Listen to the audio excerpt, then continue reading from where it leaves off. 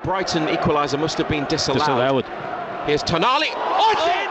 ሰላም ሲቲዝንስ ዛሬ እግር ኳሳዊ ግምቶችን ሙሉ በሙሉ ሰብሮ መላውን የፕሪሚየር ሊግ የኃይል ሚዛን ሊቀይር ስለሚችል አንድ ታላቅ የታክቲክ አብዮት በጥልቀት እንወያያለን። ይህ ዝውውር ዝም ብሎ የአንድ ድንቅ ተጫዋች ግዢ አይደለም። ይህ የአዲሱ አሰልጣኝ ኢንዞ ማሬስካ የሲቲ ስርወ መንግስት ፍጹም የሚያደርግ ተቃራኒ ቡድኖችን በታክቲክም ሆነ በአካል ብቃት የሚያደንቅ አዲስ ሞተር የመገንባት ስራ ነው። ብዙዎች ሊጠይቁ ይችላሉ፣ ማንቸስተር ሲቲ አሁንም ተጨማሪ አማካይ ያስፈልገዋል ወይ? መልሱ ግን አጭርና ግልጽ ነው። አዎ፣ ማሬስካ የፔፕ ጋርዲዮላን ታላቅ ውርስ ተረክበው የራሳቸውን ፍልስፍና በሲቲ ላይ ለመትከል ፍጹም የሆነውን ሜዳ ላይ እንደ ልብ የሚዘውሩትን አዲስ መሪ ይፈልጋሉ።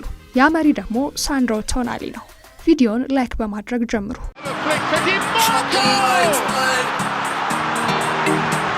ቶናሊ ወደ ማንቸስተር ሲቲ ከመጣ ቡድኑ ወደ ምን አይነት አስፈሪ ደረጃ ይሸጋገራል? አሰልጣኝ ኢንዞ ማሬስካ በታክቲክ ሰሌዳቸው ላይ ለዚህ ጣሊያናዊ ኮከብ ምን አይነት ሚስጥራዊ ሚና አዘጋጅተውለታል? ቶናሊስ እነ ፊል ፎደን እና ሮድሪን እንዴት ነጻ ያወጣቸዋል? አብራቸውን ቆዩ።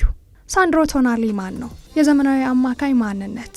ወደ ማሬስካ የታክቲክ ሰሌዳ ከመሄዳችን በፊት ይህንን ተጫዋች የታክቲክ አውሬ የሚያሰኘው ምን እንደሆነ በጥቂቱ እኔ ሳንድሮ ቶናሊ በጣሊያን እግር ኳስ ጥልቅ ታክቲካዊ ዲሲፕሊን የታነጸ፣ በኤሲ ሚላን የተቋቋመ፣ በኒውካስትል ደግሞ የፕሪሚየር ሊግ አስፈሪ ፍጥነትና አካል ብቃት በሚገባ የተላመደ ሁለገብ ኮከብ ነው። ቶናሊ ሜዳ ላይ 3 ዋና ዋና ታላላቅ መታወቂያዎች አሉት። አንደኛ፣ የማይደክም ጉልበት፣ ቦክስ ቱ ቦክስ ኢንጂን። ለ90 ደቂቃ ሙሉ ሳይታክት ከራሱ ሳጥን እስከ ተጋጣሚ ሳጥን ድረስ መሮጥና መሸፈን የሚችል አስደናቂ አካል ብቃት ባለቤት ነው። ሁለተኛ፣ መስመሮችን የሚሰብር ፓስ፣ ፕሮግሬሲቭ ፓሲንግ። ኳስን በጥልቅ ቦታዎች ላይ ተቀብሎ በተጋጣሚ አማካዮችና ተከላካዮች መካከል ያሉትን ጠባብ መስመሮች በጥራት ሰብሮ የማሳለፍ ልዩ ችሎታ አለው።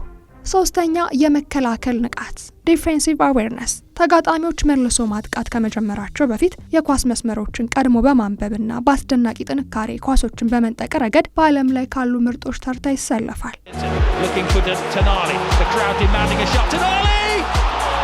የማሬስካ ፍልስፍናና የቶናሊ አስፈላጊነት። አሁን ወደ አሰልጣኝ ኢንዞ ማሬስካ ፍልስፍና እንሻገር። ማሬስካ ጨዋታዎችን ሙሉ በሙሉ በመቆጣጠር አብሶሉት ኮንትሮል ላይ የተመሰረተ እግር ኳስን ያምናሉ። ነገር ግን ከፔፕ ጋርዲዮላ በተለየ መልኩ ማሬስካ ቡድናቸው ኳስ በሚያጣበት ቅጽበት ተጋጣሚዎችን መተንፈሻ እስኪያሳጡ ድረስ ከፍተኛና ጨካኝ ፕሬሲንግ፣ ሃይ ኢንቴንሲቲ ካውንተር ፕሬሲንግ እንዲያደርግ ይፈልጋሉ። ባለፉት የውድድር ዓመት ማንቸስተር ሲቲ በኳስ ቁጥጥሩ ወደር ባይገኝለትም ፈጣን የመልሶ ማጥቃት ካውንተር አታክስ የሚያደርጉ ቡድኖች ግን የመሃል ሜዳውን ክፍተት ተጠቅመው ክፉኛ ሲፈትኑት ታይቷል። በተለይ ሮድሪ ብቻውን ከመጠን በላይ ጫና ሲበዛበት ቡድኑ ሲዋዥቅ አስተውለናል። ማሬስካ ቶናሊን ወደ ሲቲ የሚያመጡት በትክክልም ይህንን ክፍተት ለመድፈን ነው። ቶናሊ በመሃል ሜዳ ላይ የሚፈጥረው ጥንካሬ ሲቲን በኳስ ቁጥጥር ብቻ ሳይሆን ኳስ በሚያጣበትም ቅጽበት ሙሉ በሙሉ የማይደፈር ኃይል ያደርገዋል። ይህ ዝውውር ዝም ብሎ ክፍተትን መሙላት ሳይሆን ማሬስካ በኢትሃድ ላይ የሚገነቡት አዲስ የታክቲክ ግንብ የመሰረት ድንጋይ ነው።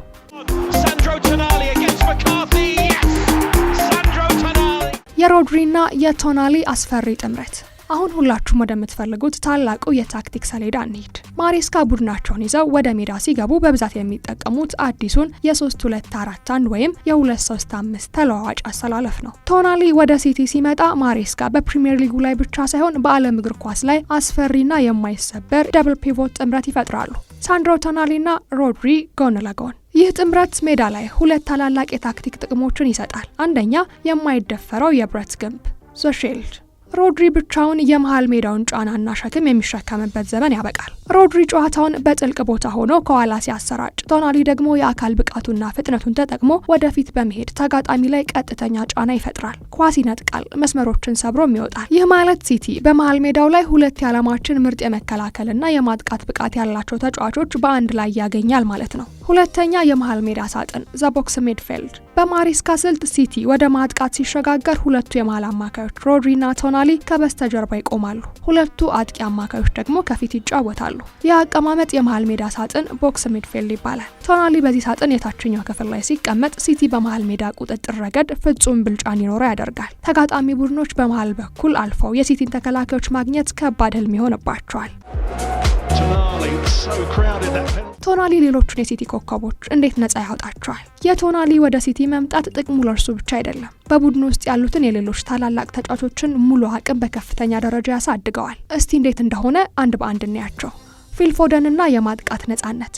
ፊል ፎደን ወደ ኋላ ተመልሶ ኳስ የመቀበልና የመከላከል ሸክሙ ሙሉ በሙሉ ይቃለልለታል። ቶናሊ ከጀርባ ሆኖ ሙሉ ጥበቃ ስለሚያደርግለት ፎደን በፍጹም ነጻነት በተጋጣሚ የግብ ክልል አቅራቢያ አደገኛ የሆኑ የፈጠራ ስራዎችን ብቻ ትኩረት አድርጎ እንዲሰራ እድል ይሰጠዋል። ለሮድሪ የሚሰጠው ትልቅ ረፍት። ሮድሪ ባለፉት ዓመታት በጨዋታ ብዛትና በከፍተኛ ድካም ሲሰቃይ ተስተውሏል። ቶናሊ ወደ ቡድኑ ሲመጣ የሮድሪን የስራ ጫና በግማሽ ቀንሰዋል። ሮድሪ በጥልቅ የአእምሮ መረጋጋት ጨዋታውን እንዲመራ እድል ከመስጠቱም በላይ ሲቲ ሮድሪ በሌለባቸው ጨዋታዎች እንኳን መዋቅሩ እንዳይፈርስ ሙሉ ዋስትና ይሆናል። ለኤርሊንግ ሃላንድ የሚላኩ ፈጣን ኳሶች። ቶናሊ ረጅምና ዲያጎናል ሎንግ ቦልስ በተጋጣሚው ተከላካይ ጀርባ ይመጣል ልዩ ተሰጥኦ አለው።